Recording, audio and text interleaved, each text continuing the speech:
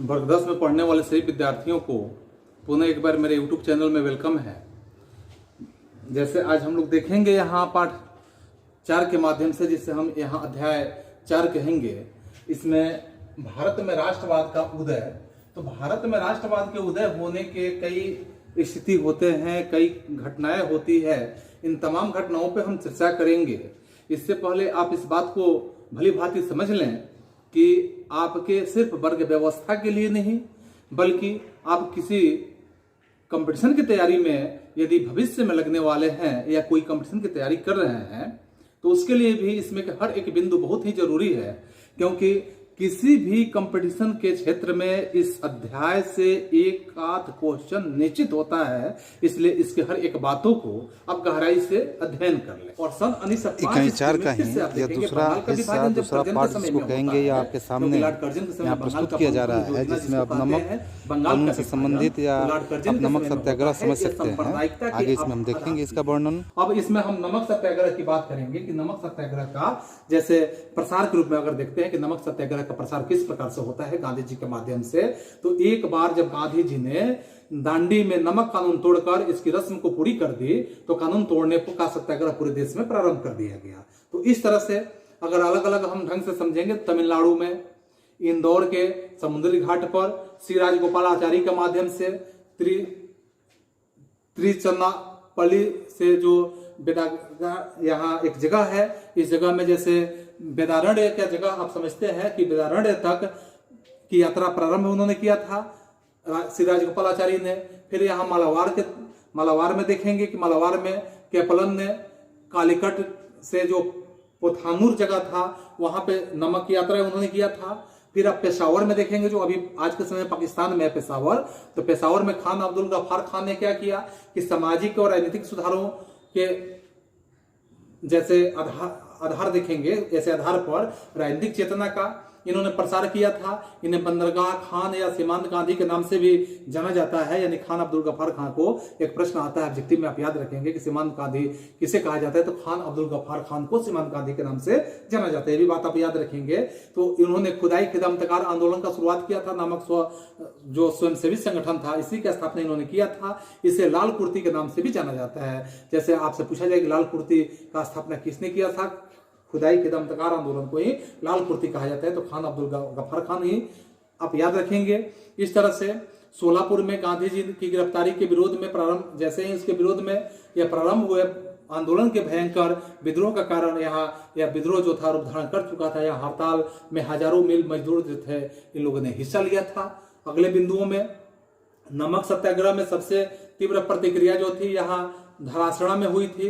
यहाँ सरोजिनी नायडू और जैसे इमाम साहब आदि के नेतृत्व में आंदोलन शुरू किया गया था, और इस तरह से जिस दौरान व्यापक दमन का सहारा भी लिया गया था।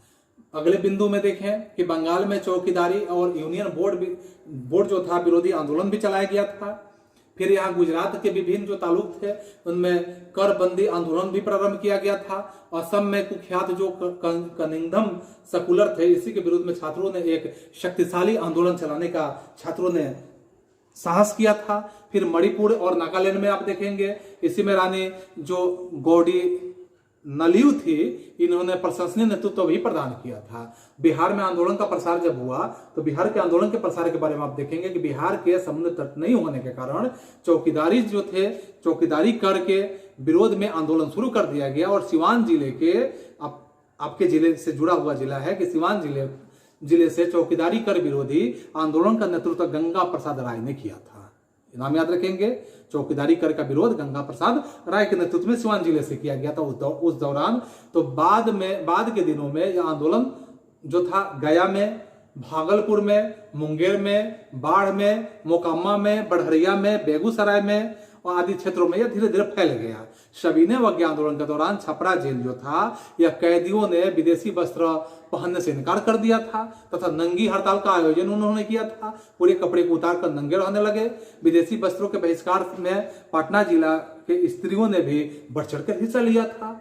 अब अंग्रेजों की तो बोलती यहाँ अंग्रेजों की जो सोच थी यानी शुद्ध बुद्धि भी यहाँ पे खो गई। इसका नेतृत्व जो था श्रीमती हसन इमाम ने शुरू किया था, जिसे विंध्यवासिनी देवी ने भी आगे बढ़ाने का काम किया। गया में चंद्रावती देवी जो थी, इन्होंने चौकीदारी करके विरोध में आंदोलन भी चलाया था। अब अगले बिंदुओं पर हम विचार करते हैं यहाँ कि गांधी इरविन पैक्ट क्या है, गांधी इरविन समझौता। तो गांधी इरविन पैक्ट में आप देखेंगे कि सविनय अवज्ञा आंदोलन जो था, इस आंदोलन की व्यापकता ने अंग्रेजी सरकार को समझौता करने के लिए बाध्य कर दिया। सरकार को गांधी के साथ समझौता तो करनी ही पड़ गई, जिसे गांधी इरविन पैक्ट के नाम से जाना जाता है। इसे दिल्ली समझौता के नाम से भी हम जान सकते हैं। दिल्ली समझौता क्या है, तो गांधी इरविन पैक्ट को ही दिल्ली समझौता के नाम से जाना जाता है, जो मार्च में 5 मार्च के दिन 1931 ईस्वी को गांधी जी और लॉर्ड इरविन के बीच में यह संपन्न हुआ था। इसलिए गांधी इरविन कहा जाता है, लॉर्ड इरविन थे और गांधी जी थे। तो 5 मार्च 1931 ईस्वी को दिल्ली में यह समझौता हुआ था, दिल्ली समझौता के नाम से भी जानते हैं इसे। इसके तहत गांधी जी ने आंदोलन को स्थगित कर दिया। वे द्वितीय गोलमेज सम्मेलन था, उसमें भाग लेने के लिए सहमत भी हो गए। इरविन ने भी कुछ मांगों को स्वीकार कर लिया और गांधी जी ने द्वितीय गोलमेज सम्मेलन में भाग लिया, परंतु वहां किसी भी मुद्दे पर सहमति जब नहीं बनी तो देखिए फिर क्या होता है। अंत में निराश होकर यहाँ वे फिर वापस लौट आते हैं और दूसरी ओर ब्रिटिश सरकार दमन का सिलसिला तेज कर देती है। तब गांधी जी ने दोबारा सविनय अवज्ञा आंदोलन को शुरुआत कर देते हैं, लेकिन इसमें पहले जैसा धार और उत्साह नहीं रह पाता है, जिससे 1934 में आंदोलन पूरी तरह से गांधी जी को वापस ले लेने की स्थिति में आ जाना पड़ता है। अब सविनय अवज्ञा आंदोलन के अगर हम परिणाम की स्थिति को समझें तो सबसे पहले परिणाम में देखेंगे कि इस आंदोलन ने राष्ट्रीय आंदोलन के सामाजिक आधार का विस्तार करने का काम किया। इस विस्तृत सामाजिक आधार को महिलाओं की भागीदारी जो थी, मजदूर वर्ग की भागीदारी जो थी, शहरी और ग्रामीण क्षेत्रों की जो भागीदारी थी, अगर हम देखें तो अशिक्षित लोगों की भागीदारी के अंतर्गत भी इसे हम समझ सकते हैं। फिर हम दूसरे बिंदुओं पर देखते हैं कि यह आंदोलन जो था, इसने समाज के विभिन्न वर्ग जो थे, यहाँ वर्गों का राजनीतिकरण करने का महत्वपूर्ण भूमिका निभाया, क्योंकि समाज के जो वर्ग थे, वर्गों ने अंग्रेजी विरोधी भावनाएं उनके अंदर व्याप्त हो चुकी थी। तीसरे बिंदु पर अगर हम देखें तो आंदोलन में महिलाओं की भागीदारी विशेष महत्व रखता था और पहली बार यहाँ राष्ट्रव्यापी आंदोलन के अंतर्गत महिलाओं की प्रभावी भूमिका देखने के लिए भारतवर्ष में मिला। इस आंदोलन में महिलाओं की भूमिका का दूसरा पहलू हम यह भी समझ सकते हैं कि महिलाओं का सार्वजनिक जीवन में प्रवेश करना, एक तरह से सामाजिक जीवन में प्रवेश करना, अर्थात देश के में आगे बढ़ चढ़ के हिस्सा लेना महिलाओं का एक हम दूसरे पहलू में भी समझ सकते हैं। फिर चौथे बिंदु पर हम विचार करें तो इस आंदोलन के अंतर्गत आर्थिक बहिष्कार के माध्यम से ब्रिटिश आर्थिक हितों के प्रभावी करने का काम भी किए। भारत में ब्रिटिश वस्त्रों के आयात में काफी गिरावट देखने के लिए मिली। इसमें अन्य वस्तुओं के आयात प्रतिकूल रूप से प्रभावित भी हुआ। और पांचवें बिंदु पर अगर हम देखते हैं तो इस आंदोलन ने, ऐसे आंदोलन जो था, इस आंदोलन के दौरान संगठन के नए तरीके का इस्तेमाल किया गया और यह एक ऐसा आंदोलन था जो कि आंदोलन यह नहीं था। इस आंदोलन के दौरान बानर सेना और मंजरी सेना संगठन को एक रूप में प्रदान करने का काम किया जा सकता है। इस समय प्रभात फेरी का आयोजन भी संगठनात्मक तरीकों से और विशेष महत्व अपना रखता है। पत्रिकाओं के माध्यम से इसका इस्तेमाल भी लोगों को संगठित करने में एक महत्वपूर्ण भूमिका निभाया था। छठे बिंदुओं में अगर हम समझते हैं फिर तो छठे बिंदुओं में हम निश्चित रूप से देखेंगे सविनय अवज्ञा आंदोलन के माध्यम से क्या होता है कि श्रमिक और कृषक आंदोलन भी यहाँ प्रभावित होते हैं। सातवें बिंदुओं में अगर हम समझे तो इस आंदोलन के माध्यम से एक मुख्य परिणाम ब्रिटिश सरकार के द्वारा 1935 ईस्वी का जो भारत शासन अधिनियम होता है यह पारित करने के लिए मजबूर होना पड़ा।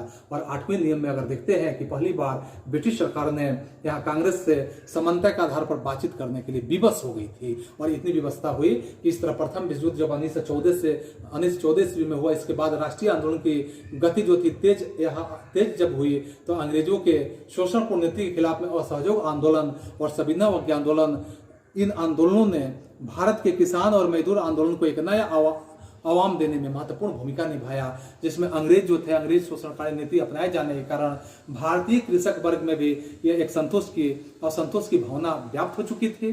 फलस्वरूप उनका विरोध जो था एक असंतोष वर्ग के रूप में यहाँ सामने आने लगा था और आगे चलकर भारतीय जो थे इसके आंदोलन का एक सहयोगी अंग भी बन चुके थे। तो अगले बिंदुओं में हम देखते हैं अगले हिस्से में कि किसान आंदोलन से आप क्या समझते हैं।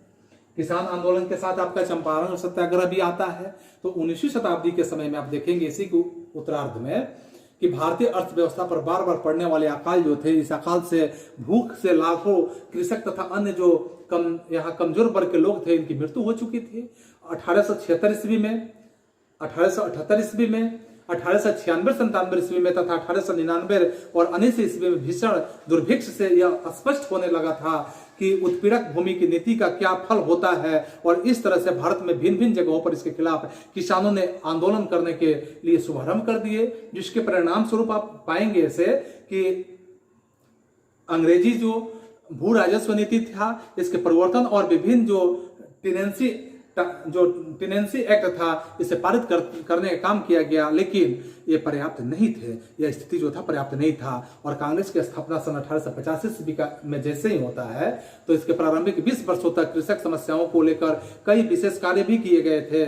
और चूंकि कांग्रेस अपने हर अधिवेशन के माध्यम से, जो भी कांग्रेस का अधिवेशन होता है, इन विषयों पर ध्यान देने का प्रयास करती तो थी, महात्मा गांधी ने भारतीय राजनीति में पदार्पण के साथ साथ यहाँ किसान आंदोलन की एक नई दिशा भी देने का काम किए। भारत के विभिन्न क्षेत्रों में, विभिन्न जगहों पर हुए जो किसान आंदोलन थे, जिन्होंने राष्ट्रीय आंदोलन का पथ प्रदर्शन करने का काम किया, वे अलग अलग ढंगों से हम समझ सकते हैं। जिसमें सबसे पहले अगर हम देखें तो चंपारण सत्याग्रह आंदोलन को भी हम समझ सकते हैं कि गांधी जी के माध्यम से कई ऐसे आंदोलन हुए जिसमें चंपारण सत्याग्रह की बात महत्वपूर्ण रूप से हम समझेंगे। क्योंकि बंगाल तथा बिहार में नील उत्पादक किसान थे, उनकी स्थिति बहुत ही दयनीय थी, शोचनीय थी। इतनी खराब दशा थी किसानों की कि विशेषकर बिहार के जो नीलाहे थे, नीलहे गोड़ों तथा तिनकठिया व्यवस्था, प्रचलित व्यवस्था यहाँ बिहार में की गई थी, जिसमें किसानों को अपनी भूमि के 3/20 हिस्सों पर नील की खेती करना मजबूरी हो जाता था। और यह सामान्य रूप से सबसे उपजाऊ भूमि होता था। किसान नील की खेती नहीं करना चाहते थे क्योंकि इसमें भूमि की उर्वरता कम हो जाती थी। चूंकि 1960 ईस्वी में तिनकठिया व्यवस्था में कुछ सुधार लाने की भी कोशिश की गई थी, लेकिन सबसे यहाँ उसे किसानों की गिरती हुई हालत में कोई परिवर्तन भी नहीं हुआ था। इस तरह से बंगाल जो था, बगान मालिक किसानों को अपनी उपज एक निश्चित धनराशि के माध्यम से उन्हें केवल बेचने के लिए बाध्य करते थे। और यह जो राशि था बहुत कम राशि के रूप में मिलता था। इस समय जर्मनी के वैज्ञानिक ने कृत्रिम नीले रंग के उत्पादन का जो यहाँ करना शुरू कर दिया था, जिसके परिणाम स्वरूप विश्व के बाजारों में भारतीय नील की मांग भी गिर गई थी। चंपारण के अधिकांश जो बगान मालिक थे, यह महसूस करने लगे थे कि नील के व्यापार में अब उन्हें अधिक मुनाफा नहीं होगा। इसलिए मुनाफे को बनाए रखने के लिए उन्हें अपने घाटे को किसानों पर लादना शुरू कर दिया। इसके लिए जो रास्ते उन्होंने अपनाए, उनसे किसानों को से यह कहा गया कि यदि वे उन्हें एक बड़ा मुआवजा दे दे तो किसानों को नील की खेती से मुक्ति मिल सकती है। इसके अतिरिक्त उन्होंने लगान में अत्यधिक वृद्धि भी कर दिया। नीलहों ने इस अत्याचार से जो चंपारण के किसान थे काफी त्रस्त थे। इसी समय 1916 ईस्वी में कांग्रेस लखनऊ अधिवेशन के माध्यम से चंपारण में एक किसान जो थे राजकुमार शुक्ल, जिनका नाम था, इन सबका ध्यान इस तरफ यहाँ आकर्षित होता माध्यम से उन्होंने गांधी जी का ध्यान आकृष्ट कराया और गांधी जी को चंपारण आने के लिए अनुरोध किया, काफी आग्रह किया गांधी जी से। जब गांधी जी मोतिहारी में, यानी कि मोतिहारी जो चंपारण जिला के कार्यालय था, पहुंचे तो उनकी उपस्थिति को जनशक्ति के लिए एक खतरा समझा गया और खासकर सरकार द्वारा उन्हें चंपारण छोड़ने का आदेश भी दिया गया। लेकिन गांधी जी ने वहां की जनता के प्रति अपने दायित्वों को समझते हुए इस आदेश को मानने से इनकार कर दिया। गांधी जी ने ऐसे आदेश को नहीं माना। अंग्रेजों की आदेश जो था, इस आदेश को गांधी जी ने नहीं माना। तत्काल उन्हें गिरफ्तार करके जिला न्यायालय में मुकदमा चलाया गया। लेकिन बिहार सरकार ने जो कमिश्नर और जिला न्यायालय को यह आदेश दिया कि इस मुकदमे को वापस ले लिया जाए। इसके साथ साथ अगर देखें तो गांधी जी को भी किसी प्रकार के आंदोलन करने के लिए यहाँ निषेध भी किया गया कि किसी तरह का वो आंदोलन नहीं करेंगे। लेकिन उन्हें किसानों के कष्टों के बारे में जो जानकारी हासिल करने की पूर्ण स्वतंत्रता दे दी गई थी। इस क्रम में गांधी जी ने पहली बार बिहार में, यानी बिहार के जो किसान थे, इनके समस्याओं को, विशेष रूप से चंपारण के किसानों की समस्या को उन्होंने अंदर से समझा, काफी हृदय से इस बात को समझा। और गांधी जी के दबाव पर सरकार ने चंपारण जो एग्रेरियन कमेटी था, इसका गठन किया गया। गांधी जी भी इस कमेटी के एक सदस्य बन गए थे। इस कमेटी के माध्यम से यह सिफारिश दी गई थी कि तिनकठिया व्यवस्था समाप्त कर दी जाए और इसके साथ साथ अन्य कर भी समाप्त कर दिए जाए जो किसानों को देने पड़ रहे थे। बढ़ाए गए जो लगान थे, इसके दरों में कमी की जाए और जो वसूली अवैध रूप से किसानों को देने पड़ रहे हैं उसका 25% किसानों को लौटाया जाए। कमेटी के इस सिफारिश को 1979 में चंपारण जो एग्रेरियन एक्ट के रूप में कहा जाता है इसे पारित किया गया। चूंकि यह आंदोलन किसानों की समस्या से संबंधित था इसलिए कहा जाए, लेकिन गांधी जी के अधिकांश सहयोगी जो थे शिक्षित मध्यम वर्ग में थे। और जैसे आप नाम देखेंगे कि राजेंद्र प्रसाद थे, आचार्य कृपलानी थे, गोरख प्रसाद थे, ब्रजकिशोर प्रसाद थे तथा धनेश्वर प्रसाद आदि ने यहाँ चंपारण सत्याग्रह में महत्वपूर्ण भूमिका निभाने का काम किए थे। स्थानीय महाजनों और गांव के जो मुख्तियारों के माध्यम से गांधी जी को यह सहयोग दिया गया था, जो कि गांधी जी ने इस आंदोलन में अपने जो सिद्धांत थे सत्य और अहिंसा के आधार पर इसे बनाने का काम किए, इसलिए इसे चंपारण सत्याग्रह के नाम से जाना जाता है। अब अगले बिंदु पर देखेंगे खेड़ा आंदोलन। खेड़ा आंदोलन क्या है?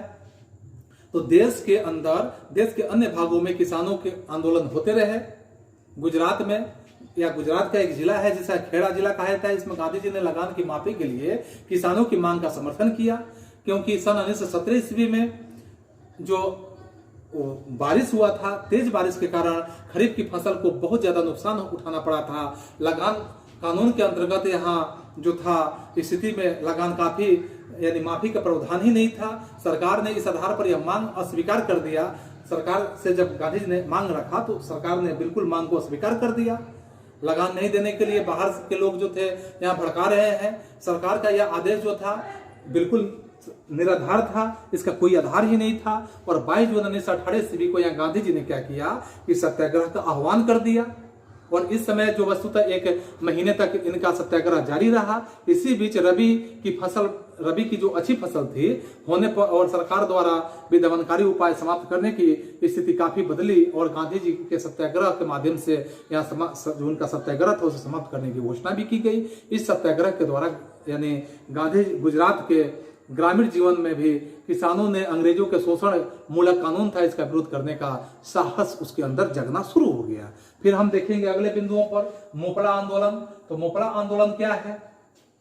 मोपला आंदोलन में आप देखेंगे कि आधुनिक केरल राज्य के मालाबार तट, केरल राज्य का नाम जानते हैं, मालाबार तट पर भी किसानों का एक बड़ा विद्रोह हुआ जिसे मोपला विद्रोह के नाम से जाना जाता है। मोपला स्थानीय जो पटेदार थे और खेतीहर के रूप में जाने जाते हैं उसी को कहा जाता था, जो इस्लाम धर्म के अनुयायी थे। चूंकि स्थानीय नंबूदरी और नायर भूस्वामी उच्च जातीय हिंदू वे थे, अन्य भूस्वामी जो थे उन्हीं की तरह इन्हें भी सरकारी संरक्षण प्राप्त था और पुलिस एवं न्याय जो था यानी पुलिस और न्यायालय इसका समर्थन भी कर रही थी। 19वीं शताब्दी में मोपला किसानों का लगान का बोझ बढ़ा और भूमि संबंधी उनके अधिकार थे वह नियंत्रित किए जाने शुरू कर दिए गए। इससे उत्पन्न जो समस्याएं थी, असंतोष था, किसानों और जमींदारों के बीच में संघर्ष की स्थिति पैदा कर दी गई, जो दुर्भाग्यवश सांप्रदायिक हिंसा में भी परिवर्तित होते हुए नजर आया। सन 1921 ईस्वी में नई स्थिति उत्पन्न हुई जब कांग्रेस ने किसानों के हित में भूमि एवं राजस्व सुधारों की मांग की और खिलाफत आंदोलन को समर्थन भी दे दिया। इस तरह से अपना राजा यहाँ नई स्थिति से उत्साहित होकर मोपला विद्रोहियों ने एक धार्मिक नेता अली मुलियार को अपना राजा घोषित कर दिया।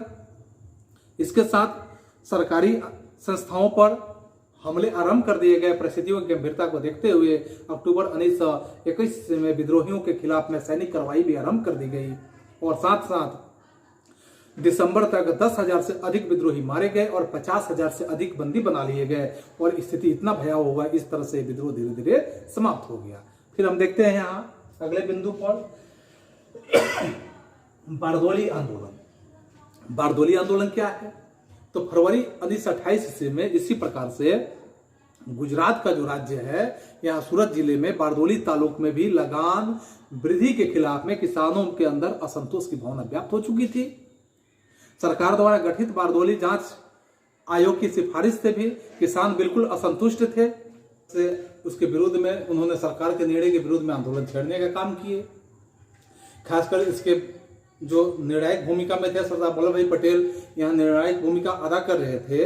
और इसी अवसर पर आप देखेंगे कि यह जो अवसर था, इसी अवसर पर क्या होता है कि सरदार भी वे अपने आप को सरदार की उपाधि भी इनको दिया गया।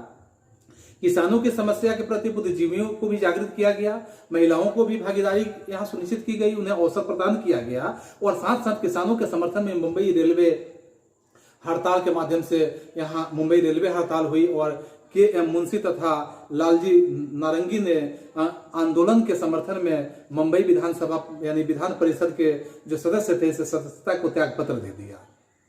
इसके फलस्वरूप सरकार को ब्लूमफील्ड और मैक्सवेल के नेतृत्व में नई जांच समिति का गठन करके इन्हें एक स्थिति से ऐसी समिति का गठन करना पड़ा, जिससे अगर कहा जाए कि इस वृद्धि के माध्यम से यह जो वृद्धि हुआ था कि अनुसूचित माना गया और लगान की दर में सरकार ने कमी कर दी और इस प्रकार यह आंदोलन जो था सफल ढंग से यहाँ संपन्न भी हो गया।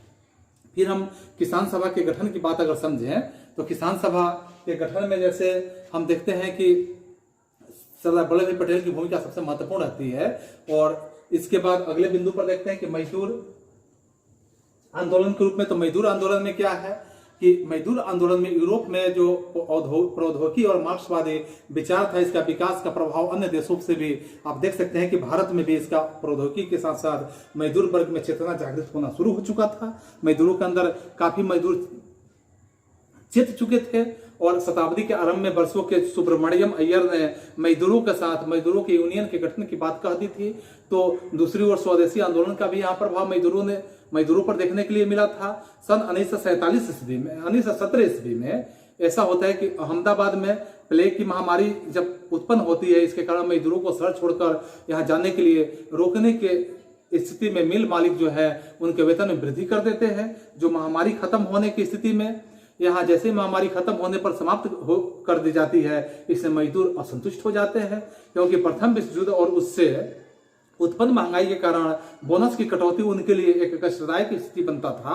और गांधी जी ने मजदूरों की मांग का समर्थन करते हुए मिल मालिकों के साथ मध्यस्थता का प्रयास भी गांधी जी ने किया था। लेकिन देखिए क्या होता है कि उन्हीं के सुझावों पर बोनस पुनः बहाल किया गया। इनकी दर जो था 35% निर्धारित कर दी गई और सन 1917 ईस्वी में जो 1917 ईस्वी की रूसी क्रांति हुआ था, इस क्रांति की कम्युनिस्ट इंटरनेशनल तथा श्रम संगठन के माध्यम से इसकी स्थापना कुछ ऐसी विदेशी घटनाएं थी और इस घटनाओं के माध्यम से जिसका प्रत्यक्ष प्रभाव भारतीय राष्ट्रीय कांग्रेस के और जैसे मजदूर वर्ग दोनों को ही यह देखने की स्थिति में आता है, दोनों को ही देखना पड़ रहा है।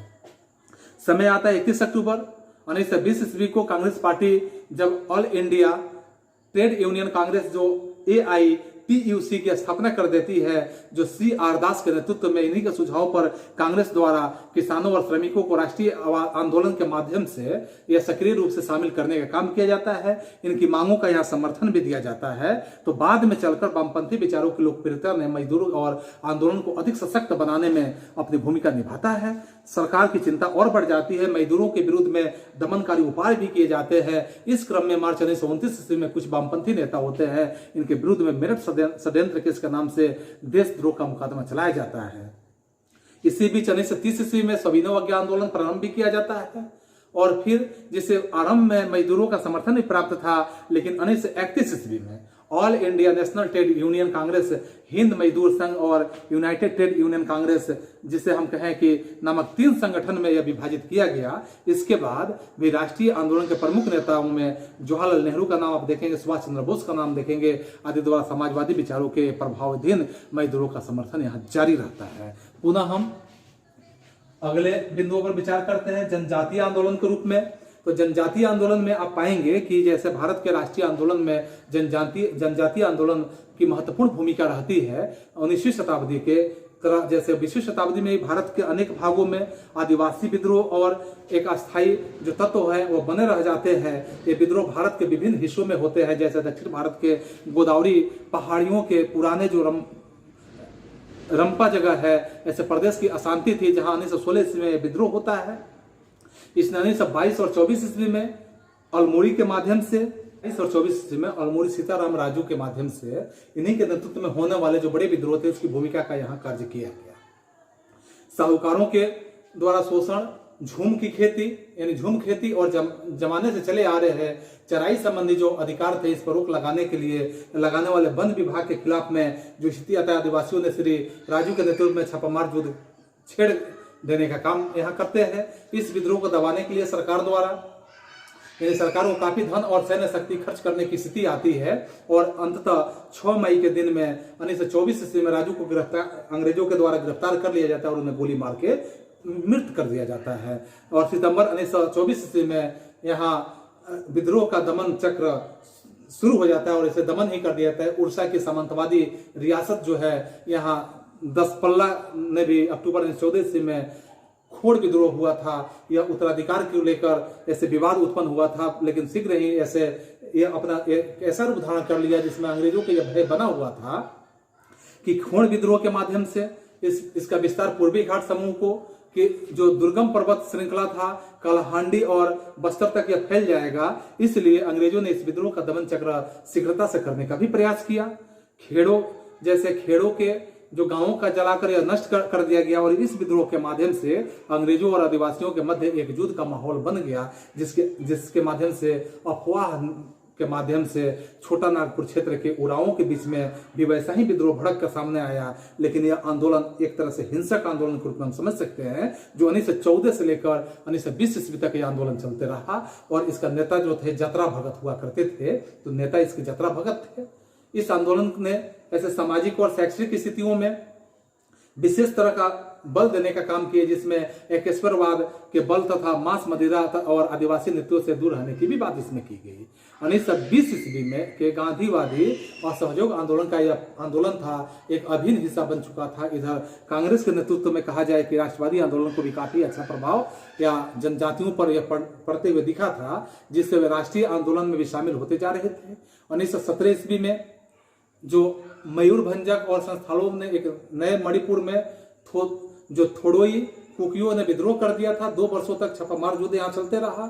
इससे पोथांग प्रथा, जिसमें बिना मजदूरी के अधिकारों के सामान उठाने के लिए आदिवासियों को यहाँ बाध्य किया जाता था तथा सरकार द्वारा झूम की खेती पर प्रतिबंध लगाए जाने की शिकायतें भी प्रमुख कारक यहाँ सिद्ध हो रही थी।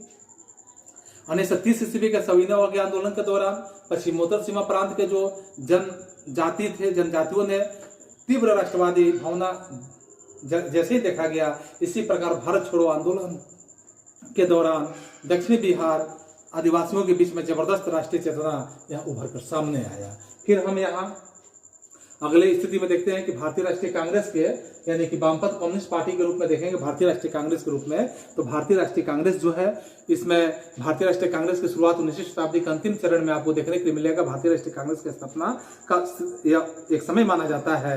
यह संस्था भारत की पहली अखिल भारतीय जो राजनीतिक संस्था था, इसे हम समझ सकते हैं। इसकी स्थापना के बाद ही भारतीय राष्ट्रीय आंदोलन को नई दिशा और नई एक गति मिलने का स्थिति उत्पन्न हुआ। चूंकि यह जो पार्टी था, यह कोई अप्रत्याशित घटना नहीं थी। इसके पूर्व भारत के जो आधारभूत संरचना था, इसके विकास में अगर देखें, आधुनिक शिक्षा पद्धति के प्रसार में समझते हैं, समाचार पत्रों के विकास के माध्यम से समझते हैं, धार्मिक सुधार आंदोलन के माध्यम से समझते हैं, मध्य वर्गीय बुद्धिजीवियों के उत्थान और यूरोप के जो स्थिति था, इससे चलने वाले राष्ट्रीय आंदोलनों के ने भारत में राष्ट्रीय चेतना जागृत करने के महत्वपूर्ण भूमिका या निभाने का भी काम किया था। इसी परिप्रेक्ष्य में देखेंगे कि भारत के जो क्षेत्रीय स्तर की पर कई संगठन भी स्थापित किए जा चुके थे। बाद में चलकर भारतीय राष्ट्रीय कांग्रेस जो था, भारतीय राष्ट्रीय आंदोलन क्षेत्रीय आधारों पर, क्षेत्रीय स्तर पर दिन प्रतिदिन बढ़ते हुए आगे बढ़ते चला गया। शुरू में यह आंदोलन शिक्षित मध्यम वर्ग तक ही सीमित रहा, लेकिन आगे चलकर यह जो था अनेक भारतीय वर्गों की सहानुभूति से प्राप्त होने लगी थी। और इसी समय इंडियन एसोसिएशन द्वारा रेंट बिल का भी विरोध किया जा रहा था। और इसके साथ साथ अगर हम देखें तो लॉर्ड लिंटन द्वारा बनाए गए प्रेस अधिनियम के माध्यम से जो शस्त्र अधिनियम का भारतीय द्वारा जबरदस्त विरोध भी किया जा रहा था, जिसके कारण सरकार को प्रेस अधिनियम वापस भी लेना पड़ा। चूंकि अभी कोई अखिल भारतीय राजनीतिक संगठन भी नहीं था, फिर भी यह विजय भारत जो भारतीय राष्ट्रवादियों के लिए मार्ग प्रशस्ति का एक काम कर रहा था। इन्हें लगने वाले जो संगठित होना एक अति आवश्यक था, जिसमें लॉर्ड रिपन के काल में पास हुए इलविट बिल का यूरोपियन द्वारा संगठित विरोध से बीजेपी ने ही भारतीय राष्ट्रवादियों को संगठित होने का एक पर्याप्त अवसर भी दिया था। इसलिए 1883 ईस्वी में के दिसंबर में इंडियन एसोसिएशन के सचिव थे आनंद मोहन बोस ने कलकत्ता में नेशनल कॉन्फ्रेंस नामक एक संस्था, एक अखिल भारतीय संगठन का एक सम्मेलन बुलाने का काम किए, बिखरे राष्ट्रवादियों को एक करने की स्थिति में ला देना और इस तरह से एकजुटता की तरफ इसको अग्रसर करना। लेकिन दूसरी तरफ अगर देखा जाए तो दूसरी तरफ की स्थितियों में समझते हैं कि एक रिटायर्ड ब्रिटिश अधिकारी एल ऑक्टोवियम होम ने इस दिशा में अपना प्रयास शुरू कर दिया, जो 1884 ईस्वी में भारतीय राष्ट्रीय संघ की स्थापना की। इसके बाद आप देखेंगे कि पूरे वर्ष होम भारतीय नेता एवं भारत के जो वायसराय लॉर्ड डॉफरिन थे, तो लॉर्ड डॉफरिन से इस संबंध में विचार विमर्श करते रहे। इन्हें ब्रिटिश पार्लियामेंट्री कमेटी का भी समर्थन प्राप्त था। 25 अगस्त यानी 25 से 28 अगस्त के बीच में, और इसके बाद या अगस्त नहीं दिसंबर के समय में 25 से 28 दिसंबर के बीच में 1885 को जो पूना में भारतीय राष्ट्रीय संघ की बैठक प्रस्तावित हुआ, लेकिन दुर्भाग्यपूर्ण पूना में प्लेग फैलने के कारण इस बैठक के स्थान को दुर्भाग्यवश हम कह सकते हैं कि पूना में प्लेग फैलने के कारण इस बैठक का स्थान जो था इससे परिवर्तित कर दिया गया। और यह बैठक गोकुलदास तेजपाल संस्कृत कॉलेज मुंबई यानी जो सोमवार 28 दिसंबर के दिन 1885 ईस्वी को किया गया, और यही संगठन का नाम बदलकर अखिल भारतीय राष्ट्रीय कांग्रेस का नाम पारित किया गया। यह कांग्रेस शब्द उत्तरी अमेरिका के इतिहास से लिया गया, जिसका अर्थ लोगों का एक समूह होता है। इसका यही अर्थ होता है कि लोगों का एक समूह। इस बैठक की अध्यक्षता भूमेश चंद्र बनर्जी ने किया था। उसमें कुल 72 सदस्य उस समय शामिल थे, जिसके प्रारंभिक उद्देश्य कुछ निम्न प्रकार के बनाए गए थे कि इस कांग्रेस पार्टी का क्या उद्देश्य था। तो जिसमें सबसे पहले अगर हम देखें कि भारत के विभिन्न क्षेत्रों में राष्ट्र हित के काम से जुड़े लोगों के संगठन के बीच में एकता को स्थापित करने का प्रयास किया जाना। दूसरा उद्देश्य था देशवासियों के बीच मित्रता और सद्भावना का संबंध स्थापित करके धर्म के बारे में, वंश के बारे में, जाति के बारे में या प्रांतीय विद्वेष को समाप्त करने की स्थिति में ला देना। तीसरा बात था कि राष्ट्रीय एकता के विकास और सुदृढ़ीकरण के लिए हर संभव प्रयास भी करना। चौथा उद्देश्य भी देख सकते हैं कि महत्वपूर्ण आवश्यक जो विषय था, इस विषय के प्रश्नों पर भारत के प्रमुख जो नागरिक थे इसके बीच में यहाँ चर्चा करना तथा उनके संबंधों के प्रमाणों का लेखा तैयार करना भी था। पांचवा इसका देख सकते हैं कि प्रार्थना पत्रों तथा स्मारक पत्रों के माध्यम से वायसराय और उसकी काउंसिल के सुधारों हेतु प्रयास करना।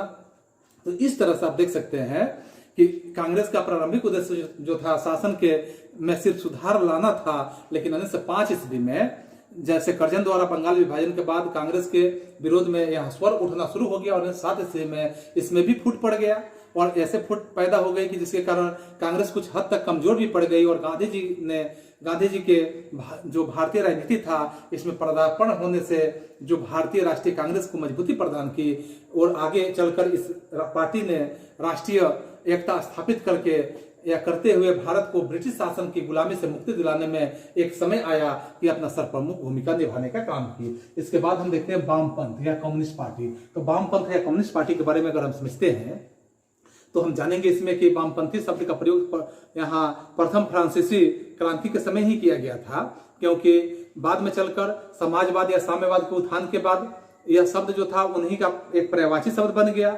20वीं शताब्दी के प्रारंभिक काल में भी भारत में साम्यवाद विचारधारा के अंतर्गत में मुंबई में, कलकत्ता में, कानपुर में, लाहौर में, मद्रास में आदि जगहों की साम्यवादी जो संभावनाएं थी ये बननी शुरू हो चुकी थी। उस समय इस विचारों से जुड़े हुए लोगों में मुजफ्फर अहमद, उसके बाद आप देखेंगे S.A. डांगे, मौलवी बरकतुल्ला, गुलाम हुसैन आदि नाम प्रमुख रूप से आपको देखने के लिए मिलेंगे। ऐसे ऐसे नाम आपको मिलेगा। इन लोगों ने अपने पत्रों के माध्यम से, साम्यवादी विचारों के माध्यम से इसका पोषण शुरू कर दिया था। और साथ में चूंकि रूसी क्रांति की सफलता के बाद यह स्थिति ऐसे आता है कि इसके साम्यवादी विचारों का तेजी से भारत में एक फैलाव शुरू होता है और इसी समय सन 1920 ईस्वी में M.N. राव जो है मानवेंद्र नाथ राय नेता स्कंद के रूप में भारतीय कम्युनिस्ट पार्टी की स्थापना कर देते हैं। लेकिन अभी भारत में ये लोग छिपकर काम किया कर रहे थे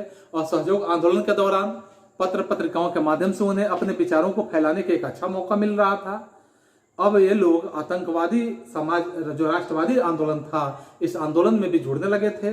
इसलिए असहयोग आंदोलन की समाप्ति के बाद सरकार ने इन लोगों का दमन शुरू कर दिया और पेशावर षड्यंत्र केस जो 1922 से 23 ईस्वी में हुआ था, कानपुर षड्यंत्र केस जो 1924 ईस्वी में हुआ था, मेरठ षड्यंत्र केस जो था यह देखेंगे 1929 और 33 ईस्वी के बीच हुआ था। इसके तहत 8 लोगों पर मुकदमा चलाए जाने का काम किया गया। और इस तरह साम्यवादी जो थे, साम्यवादियों ने लोगों का ध्यान आकर्षित किया और राष्ट्रवादी साम्यवाद शहीद कहे जाने लगे। इसी समय इन्हें कांग्रेसियों का भी समर्थन मिला, क्योंकि सरकार द्वारा लाए गए जो पब्लिक सेफ्टी बिल था इसे कांग्रेसी पारित नहीं होने दिए थे। यह कानून कम्युनिस्टों के विरुद्ध में था और इस तरह अब साम्यवादी आंदोलन जो था प्रतिष्ठित होते जा रहा था। दिसंबर 1925 ईस्वी में सत्यभक्त नामक व्यक्ति ने भारतीय कम्युनिस्ट पार्टी की स्थापना कर डाली और इंग्लैंड के साम्यवाद दल ने भी भारतीय कम्युनिस्ट पार्टी के में एक दिलचस्पी लेना शुरू कर दिया था। चूंकि अब तक कई मजदूर संघों का यहाँ गठन भी हो चुका था। 1920 ईस्वी में AITUC की स्थापना जब हो गई थी, लेकिन 1926 में इसमें विभाजन हो गया और 1929 में NM जोशी ने AITUF का गठन भी कर लिया और इस तरह वामपंथ का प्रसार मजदूर संघों पर बढ़ रहा था। और इसी समय किसानों को साम्यवाद से जोड़ने का प्रयास किया गया और विभिन्न स्थानों पर किसान मजदूर पार्टी की स्थापना भी की गई। लेबर स्वराज पार्टी भारत में पहली किसान मजदूर पार्टी के रूप में थी और आगे चलकर कर लिया है। इसी को पुख्ता करने के लिए, इसी को प्रमाणित करने के लिए 1909 ईस्वी में सुधार अधिनियम में आंशिक रूप से मुस्लिम हितों को ध्यान में रखते हुए सांप्रदायिकता का बीज भी बोया गया। फिर आप यहाँ सन 1916 ईस्वी में कांग्रेस और लीग में एक समझौता किया गया और इस समझौता के माध्यम से आप देखेंगे कि राष्ट्रवादी भूमिका के रूप में मुसलमान नेताओं तथा हकीम अजमल खां के माध्यम से, डॉक्टर अंसारी के माध्यम से, डॉक्टर किचलू के माध्यम से, मौलाना अबुल कलाम आजाद के माध्यम से, मौलाना मजरुल हक आदि के ने कांग्रेस के साथ मिलकर आंदोलन को यहाँ आगे बढ़ाने का काम किए। विभिन्न तरह के जो चुनाव थे, ऐसे चुनावों में मुस्लिम लीग को उचित सफलता नहीं मिलना यही एक प्रमाणित करता है कि लीग का आधार जो है मुस्लिम जनता के बहुत व्यापक नहीं हो पाया था और कांग्रेस ही देश को खासकर नेतृत्व देने वाली एकमात्र पार्टी थी। आगे चलकर मोहम्मद अली जिन्ना के नेतृत्व में मुस्लिम लीग ने कांग्रेस में अलग होकर शासन के माध्यम से शासन से अलग प्रतिनिधित्व और यहाँ प्रतिनिधि संघ का या क्षेत्र की मांग रखना शुरू कर दिया, जिससे भारत विभाजन का मार्ग भी प्रशस्त हुआ, जिसमें अंग्रेजों की एक इसमें महत्वपूर्ण भूमिका मानी जा सकती है कि अंग्रेजों के माध्यम से ये बात सामने आता है। फिर हम देखेंगे अगले यहाँ स्वराज्य पार्टी के बारे में। तो स्वराज्य पार्टी की स्थापना में जैसे स्वराज्य पार्टी में क्या क्या बातें आती है, तो असहयोग आंदोलन की एकाएक अगर वापसी करने की बात होता है, इससे उत्पन्न निराशा और क्षोभ का प्रदर्शन हमारे समाज में, हमारे भारत में देखने के लिए 1922 ईस्वी में कांग्रेस में के एक गया अधिवेशन हुआ था, उसी के अध्यक्ष चित्तरंजन दास थे। वहां उनके अंदर यह भावना आने लगी थी क्योंकि चित्तरंजन दास और मोतीलाल नेहरू आदि नेताओं का यह विचार था कि कांग्रेस का रचनात्मक कार्यक्रम था, इसके साथ ही कांग्रेसी देश के विभिन्न जो निर्वाचनों में भाग लेकर व्यावसायिक सभाएं जो थी, सभाओं का सार्वजनिक संस्थाओं में प्रवेश करके सरकार को कमजोर यानी सरकार के कामकाज को अवरोध पैदा करें। इसी प्रश्न का एक प्रस्ताव भी आया था कि अधिवेशन में यह प्रस्ताव लाया गया, परंतु पारित नहीं हो पाया। तब चित्तरंजन दास और मोतीलाल नेहरू ने अपने पद से त्यागपत्र दे दिया और स्वराज पार्टी की स्थापना कर डाली और इन्हीं दोनों के अथक प्रयास से कहा जाए कि मार्च 1923 ईस्वी में स्वराज पार्टी का प्रथम सम्मेलन इलाहाबाद में हुआ। और चूंकि स्वराज पार्टी का मुख्य उद्देश्य था भारतीय राष्ट्रीय कांग्रेस से भिन्न नहीं था, क्योंकि ये भी स्वराज चाहते थे, परंतु इनमें रास्ते थोड़े अलग थे। वे भारत में अंग्रेजों के द्वारा चलाई गई जो सरकारी परंपरा था उसी का अंत चाहते थे। वे लोग 1919 ईस्वी में सुधार अधिनियम के माध्यम से या सुधार या अन्य अगर कहा जाए कि अन्य रूप से वो चाहते थे, वे धारा सभाओं में प्रवेश करके कांग्रेस का असहयोग आत्मक रवैया था इसे अपनाए रखना बिल्कुल चाहते थे और इससे बाहर निकलकर इस नीति की नौकरशाही की जो शक्ति थी, इस शक्ति को कमजोर कर दमनकारी जो चक्र था या कानून था, इसका विरोध करना और राष्ट्रीय शक्ति का विकास करना और आवश्यकता पड़ने पर पदत्याग करके यहाँ सत्याग्रह में भाग ले लेना, ऐसा स्थिति बना हुआ था। तो काफी हद तक इस बात को कहा जा सकता है कि चूंकि स्वराजवादी जो थे अपने प्रारंभिक नीतियों पर अमल करते हुए अपने लक्ष्य की प्राप्ति में काफी हद तक उन्होंने सफलता भी यानी कि सफल रहे। जैसे बजट प्रस्तावों के माध्यम से प्रस्ताव जो था उसको स्वीकार कर दिए। 1919 ईस्वी का सुधार अधिनियम था, उस पर जांच समिति की गठित करवाना भी इन्होंने शुरू कर दिया। लेकिन C.R. दास की मृत्यु के बाद केलकर और पुपुल जयकर जैसे नेताओं ने सरकार के माध्यम से सरकार से सहयोग का रास्ता चुना। यही वह समय था जब स्वराज्य हिंदू राष्ट्रवादी नेताओं के माध्यम से इसके काफी करीब हो गए।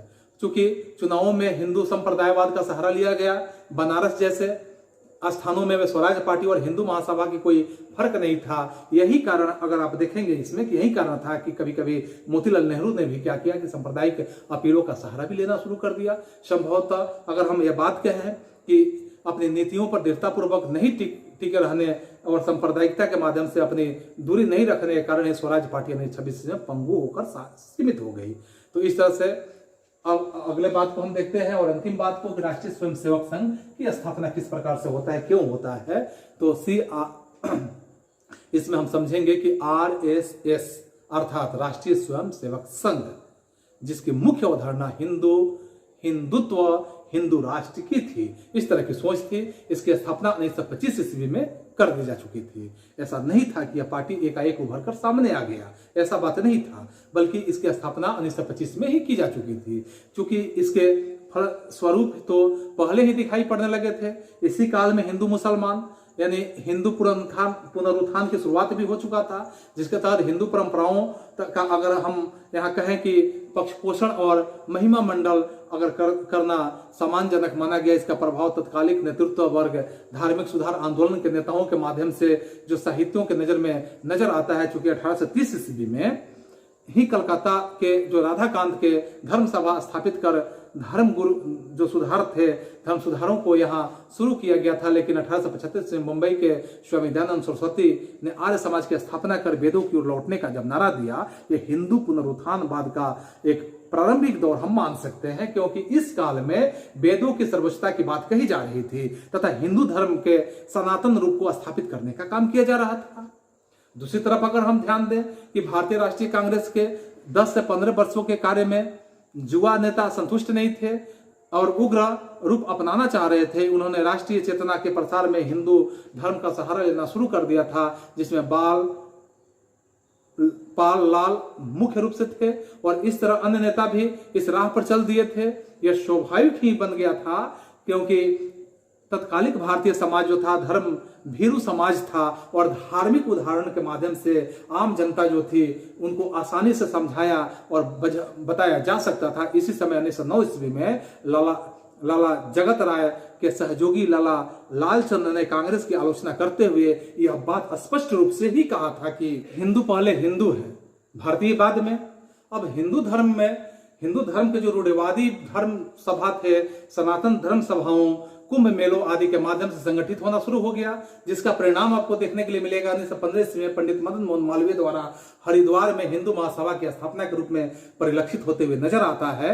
और चूंकि गांधी जी के पर्दापण के साथ ही दोनों पक्ष के बीच में एक सांप्रदायिक पार्टियां नेपथ्य में चली जाती है। जब असहयोग आंदोलन वापस लिया जाता है तब उग्र राष्ट्रवाद के विरोध पैदा होते हैं और संप्रदायवाद की हवा एक बार फिर से यहाँ तेज होते हुए नजर आता है। चूंकि हिंदू महासभा वाले हिंदुस्तान को हिंदी एवं हिंदुओं से जोड़ने का प्रचार एक तरह से प्रचार कर रहे हैं, इस कारण इसका प्रभाव क्षेत्र बढ़ता जा रहा था। इसी कारण बाल गंगाधर तिलक के अनुयायी श्री के.बी. हेडगेवार की बात आप देखेंगे। उन्होंने 1925 ईस्वी में नागपुर में राष्ट्रीय स्वयंसेवक संघ की स्थापना किया था, जिसका मुख्य उद्देश्य क्या था कि भारतीय हिंदू नवयुवकों को अनुशासित और चारित्रिक रूप से मजबूत करके राष्ट्र का निर्माण करना था।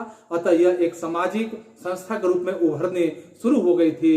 इसमें राष्ट्र धर्म के साथ कट्टर हिंदुत्व की शिक्षा दी जाती थी। इस प्रकार अगर हम कहें कि यह ऊपर लिखी हुई जो बातें हैं, इन बातों के माध्यम से, ऊपर जो मैंने बातें बताया, ऐसे बातों के माध्यम से यह जानकारी हमें हासिल होता है कि ब्रिटिश सरकार के विभिन्न जो प्रशासनिक, आर्थिक और सामाजिक नीतियों के ने भारत में राष्ट्रवाद को जन्म देने में महत्वपूर्ण भूमिका निभाने का काम करते हैं। सन 1914 ईस्वी से लेकर 1930 ईस्वी के बीच में भारतीय राष्ट्रीय आंदोलन अपनी चरम सीमा पर आ जाता है, जिसमें गांधी जी के नेतृत्व में भारतीय राष्ट्रीय कांग्रेस की भूमिका भी महत्वपूर्ण रही है। इसी समय किसान सभा एवं अगर कहा जाए कई मजदूर संगठन की नींव पड़ता है, जिसमें आगे चलकर अपने अधिकारों के लिए आंदोलन की शुरुआत की जाती है और आगे चलकर राष्ट्रीय आंदोलन की में समाहित भी हो जाता है। इसी अवधि में भारत के विभिन्न दलों जैसे साम्यवादी दल की बात कहा गया, यहाँ स्वराज पार्टी की बात कहा गया, इसके बाद RSS का गठन करने की बात कहा गया, कांग्रेस पार्टी का बात कहा गया तथा मुस्लिम लीग की गतिविधियां तेज होना शुरू हो जाता है। और 1930 ईस्वी के बाद इन सभी दलों के द्वारा अंग्रेजों की नीतियों के विरुद्ध में जो किए गए आंदोलन है, इसने भारतीय स्वतंत्रता आंदोलन को तीव्रता प्रदान करने में काफी योगदान देता है। तो आज हम लोग यहाँ इकाई 4 को समाप्त करते हैं। पुनः अगले इकाई में हम मिलते हैं अगले सीरीज के साथ।